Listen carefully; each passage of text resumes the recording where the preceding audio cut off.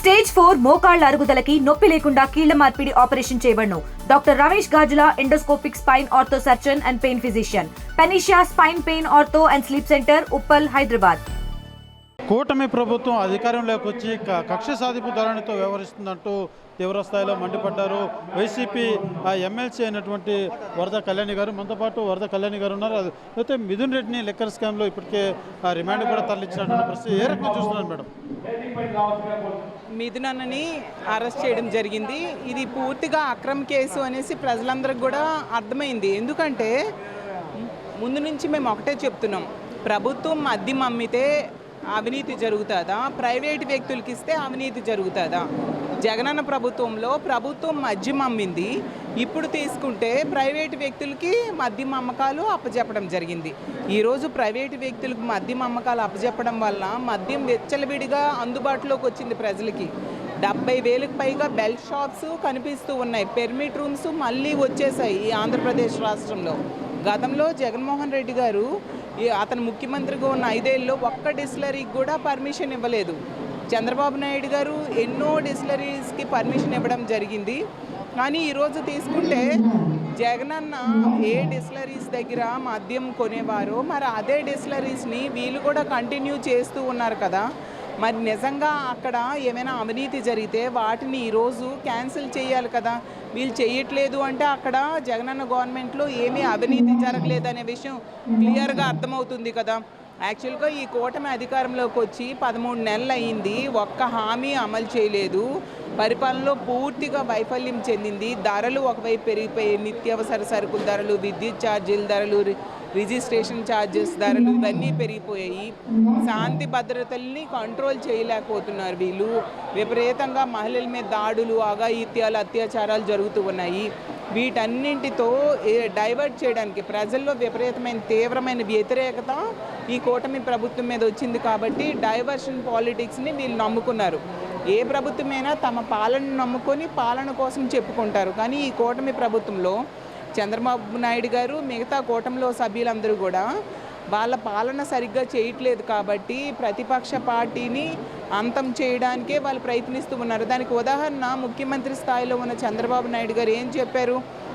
జగన్మోహన్ రెడ్డి గారిని భూస్థాపితం చేస్తాను, ఒక ప్రతిపక్ష నాయకుడిని భూస్థాపితం చేస్తానని అన్నారంటే ఎంతగా జగనన్న అంటే భయపడుతున్నారో అర్థం చేసుకోవచ్చు. కాబట్టి దీన్ని బట్టి మనకు అర్థమవుతుంది, అక్రమ కేసులు బనాయించి ప్రతిపక్ష పార్టీ నోరు నొక్కడానికి, గొంతు నొక్కడానికి వీళ్ళు ప్రయత్నిస్తూ ఉన్నారని ఖచ్చితంగా రానున్న రోజుల్లో ప్రజలందరూ కూడా గమనించారు. వాళ్ళకి తగిన బుద్ధి చెప్పడానికి సిద్ధంగా ఉన్నారని తెలియజేస్తూ ఉన్నాను. ఏదైతే ప్రధానంగా ఇవాళ మీరు నగిరికి వచ్చారు, నగిరి రోజా మీద కూడా ఇటీవల ఏదైతే వాక్యాలు కొన్ని తీవ్రస్థాయిలో దుమారం రేగినటువంటి పరిస్థితి, వాక్యాల పట్ల మీరు ఎలా చూస్తుంది? చాలా దారుణం అండి. అసలు ఇప్పుడు ప్రస్తుత ఎమ్మెల్యే భానుప్రకాష్ గారు అంత దారుణంగా దిగజారిపోయి నీచమైన వ్యాఖ్యలు చేయడం నిజంగా ఎవరూ హర్షించట్లేదు. ఎందుకంటే ఒక మహిళ ప్రజా సమస్యల మీద నిత్యం పోరాడుతూ ఉన్నారు. అలాంటి వ్యక్తి అతని మీద ఏమైనా ఆరోపణలు చేసినప్పుడు ఆరోపణలు తప్పని అతను నిరూపించాలి. అది మానేసి ఒక మహిళని ఇంకా చేయడానికి ఏమీ లేక వ్యక్తిత్వ హననం చేసేస్తే ఆమె రాజకీయాల నుంచి తప్పుకుంటారని అతను భ్రమపడి ఈ విధంగా ఇలాంటి నీచమైన సంస్కృతికి తెరలేపిన సంగతి మనకు అర్థమవుతుంది. ఒక 200 పైగా సినిమాల్లో నటించిన ఆవిడ 25 ఏళ్ళుగా అంటే 25 సంవత్సరాలుగా ఆవిడ రాజకీయాల్లో ఉన్నారు. 40 సంవత్సరాలుగా సినిమా ఇండస్ట్రీలో ఉన్నారు. ఈవెన్ రాజకీయాల్లో ఉన్న ఈ 25 సంవత్సరాల్లో కూడా ప్రజా సమస్యల మీద పోరాటం చేస్తున్నారు. అలాగే మహిళా సమస్యల మీద ఎన్నో పోరాటం చేస్తున్నారు. అలాంటి వ్యక్తిని పట్టుకొని అంత దారుణమైన వ్యాఖ్యలు చేస్తూ ఉంటే అసలు సభ్య సమాజం సిగ్గుపడుతూ ఉండే పరిస్థితి. మరి భానుప్రకాష్ గారికి నేను ఒకటే అడుగుతున్నాను, ఇవే వ్యాఖ్యలు మీ ఇంట్లో ఆడవాళ్ళు ఉన్నారు, వాళ్ళని ఎవరైనా అంటే మీరు ఊరుకుంటారా? మీ ఇంట్లో వాళ్ళే ఆడవాళ్ళా, బయట వాళ్ళు కాదా అని నేను అడుగుతున్నాను. అలాగే తీసుకుంటే ఈ కూటమి ప్రభుత్వంలో పెద్దలు ముఖ్యమంత్రి గారు కానీ, డిప్యూటీ సీఎం గారు కానీ, హోమ్ మినిస్టర్ గారు కానీ, అలాగే మహిళా కమిషన్ చైర్పర్సన్ కానీ కనీసం స్పందించలేదు. ఇంత జరిగినా కూడా ఒక మహిళని, ఒక మాజీ మంత్రిని ఇంత దారుణమైన వ్యాఖ్యలు తెలుగుదేశం పార్టీ ఎమ్మెల్యే అనినా కూడా కనీసం స్పందించలేదంటే ఎంత ఘోరంగా వాళ్ళు మహిళల గురించి చులకనగా చూస్తున్నారు అనే విషయం అర్థమవుతూ ఉంది. అంటే వాళ్ళ పార్టీలో మహిళలకు ఎవరైనా ఏమైనా అంటే మొన్ననే మహిళా కమిషన్ చైర్పర్సన్ అంటే సుమోటోగా కేసులు పెట్టేశారు. మరి అలాంటప్పుడు ఎదుటి పార్టీలో ఉన్న మహిళలు కారా అని నేను అడుగుతూ ఉన్నాను. మాట్లాడితే ప్రెస్ మీట్లు ఇస్తూ ఉంటారు అనిత గారు, హోమ్ మినిస్టర్ గారు. మరి ప్రెస్ మీట్లు జగనన్నని తిట్టడం ఇదే పని తప్ప ఈ రాష్ట్రంలో ఉన్న మహిళలకి ఎంత దారుణంగా అవమానాలు జరుగుతున్నాయి, వ్యక్తిత్వ హననం జరుగుతుంది, కేసు పెట్టి వాళ్ళని అరెస్ట్ చేయాలనే ఆలోచన ఆవిడకి ఎందుకు రావట్లేదు అర్థం కావట్లేదు. అలాగే చంద్రబాబు నాయుడు గారు ఆ పార్టీకి, టీడీపీ పార్టీకి అధినేత, ఆ పార్టీలో ఒక ఎమ్మెల్యే ఒక మహిళని ఇంత కించపరుస్తూ మాట్లాడారు, వెంటనే సస్పెండ్ చేయాలి. అది చేయలేదు సరికదా, మౌనంగా ఉండడం దేనికి సంకేతం? కాబట్టి ఇవన్నీ ప్రజలు గమనిస్తూ ఉన్నారు. మేము డిమాండ్ చేస్తున్నాం, అతను తక్షణమే రోజా గారికి క్షమాపణ చెప్పాలి. అంతేకాకుండా అతని మీద కేసు నమోదు చేసి అరెస్ట్ చేయాలి. రోజా గారు ప్రధానంగా ఏదైతే ఆయన చేసిన వాక్యాలు, నేను చేసినటువంటి వాక్యాలు వాళ్ళు ఆ రకంగా వక్రీకరించుకుంటున్నారనేసి కూడా నిన్న మాట్లాడినటువంటి క్లియర్గా అతను మాట్లాడిన మాటలు ప్రజలందరికీ అర్థమయ్యే ఏ ఉద్దేశంతో మాట్లాడారు అనేసి. అంత క్లియర్గా హీరోయిన్కి తక్కువ, వ్యాంప్కి ఎక్కువ అంటూ, లేదా 2000 రూపాయలకి ఏ పనైనా చేస్తారు అంటూ అంత నీచంగా దిగజారిపోయి మాట్లాడి మళ్ళీ మాట మార్చితే అర్థం చేసుకోలేనంత జ్ఞానం లేకుండా ఎవరూ లేరు కదా.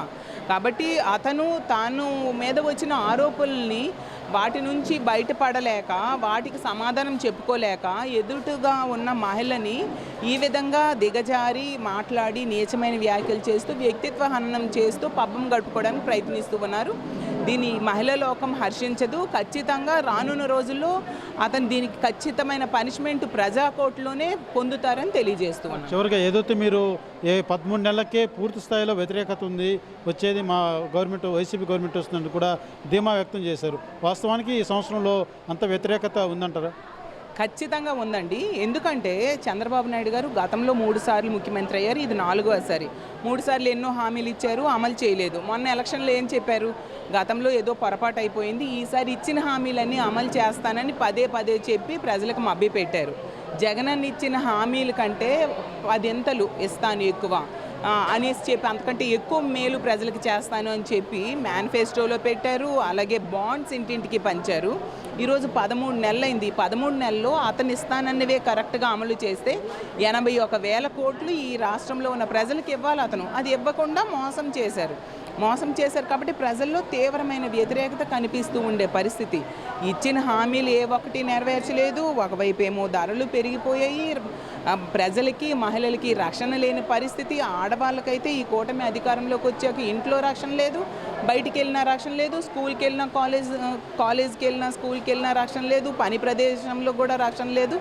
ఇవన్నిటితో ప్రజల్లో తీవ్రమైన వ్యతిరేకత వచ్చేసింది. అందువల్ల మళ్ళీ వాళ్ళు ఏంటంటే సుపరిపాలన తొలి అడుగు అంటూ మళ్ళీ ప్రజలు మభ్యపెట్టడానికి ప్రజల్లోకి వెళ్తూ ఉన్నారు. కానీ ప్రజలుకి గుర్తు చేయాల్సిన అవసరం ఉంది కదా. వీళ్ళు మీకు మోసం చేశారు కాబట్టి మీరు వీళ్ళకి చొక్కా పట్టుకొని అడగండి, మీ మేనిఫెస్టో ఇది, మీరు ఇచ్చిన బాండ్స్ ఇవి, ఈ ఏడాది కాలంలో మాకు ఇన్ని రావాల్సి ఉంది కాబట్టి మీరు ఎందుకు ఇవ్వలేదని ప్రజలు అడగాలి అని వాళ్ళకి జ్ఞాపకం చేయడం కోసం ఈ రీకాలింగ్ చంద్రబాబు మేనిఫెస్టో అంటూ ఒక ప్రోగ్రాం పెట్టడం జరిగింది. ప్రజల నుంచి కూడా విపరీతమైన స్పందన వస్తూ ఉంది. ఎందుకంటే వాళ్ళందరూ కూడా ఈరోజు బాధపడుతూ ఉన్నారు. గుడిలో ఉన్న దేవుడిని, అంటే కూటమికి ఓట్లేసిన ప్రజలు బాధపడుతున్నారు. గుడిలో ఉన్న దేవుడిని వెలివేసి మళ్ళీ రావాలని పూజలు చేస్తున్నట్టుగా ఉన్న మా పరిస్థితి అనేసి బాధపడుతూ ఉండే పరిస్థితి ఉంది. కాబట్టి ప్రతి సందర్భంలో ఒక యువత పోరు చేసినా, రైతుల కోసం ధర్నా చేసినా, మహిళల కోసం ధర్నా చేసినా ప్రజలు వాళ్ళంతటి వాళ్ళు తండోపతండాలుగా వచ్చి పార్టిసిపేట్ చేస్తూ ఉన్నారు. అలాగే జగనన్న ఒక మిర్చి రైతుల కోసం అవ్వచ్చు, పొగాకు రైతుల కోసం అవ్వచ్చు, లేదా మామిడి రైతుల కోసం ప్రజల్లోకి వెళ్ళినప్పుడు మీరు చూసారు, వేలాది లక్షలాది మంది ప్రజలు వచ్చి సంఘీభావం తెలియజేస్తున్నారు. కేవలం ఏడాదిలో అంత ప్రజా వ్యతిరేకతని కూటమి ప్రభుత్వం మూట కట్టుకుంది అంటే అర్థం చేసుకోవచ్చు వాళ్ళు ఎంత అసమర్థమైన పాలన చేస్తున్నారు అనే విషయం మనం అందరం అర్థం చేసుకోవచ్చు. ఖచ్చితంగా రానున్న రోజులు ఎప్పుడు ఎన్నికలు వచ్చినా ప్రజలు బుద్ధి చెప్పడానికి సిద్ధంగా ఉన్నారని తెలియజేస్తున్నారు. చూస్తున్నాం, ఏడాదిలోనే పూర్తి స్థాయిలో కూటమి ప్రభుత్వం వ్యతిరేకత తెచ్చుకునింది.